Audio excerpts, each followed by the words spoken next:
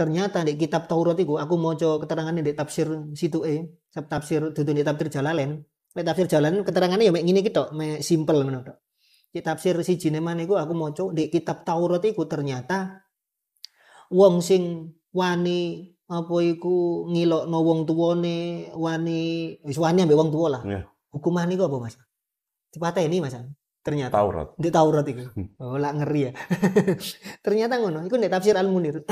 Jadi di syariate di Taurat itu ketika ono anak wani nang wong tuwa, apa iku sampai wis maki-maki wis pokoke wani lah wis pokoke.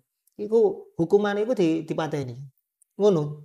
Makane iki Gusti Allah sampai menempatkan kedudukane wong tuwa iki lene iki disebutno. Bahwasane kenapa sih mari lafat Allah kene dikongkon nyembah Allah, mana sing kedua kongkon nang wong tuwa sing apik. Nah, wa atta bihaqqil walidaini akiba haqqillah. Gusti Allah nekakno hakke wong tuwa loro sakwise hake nang Allah. Nah,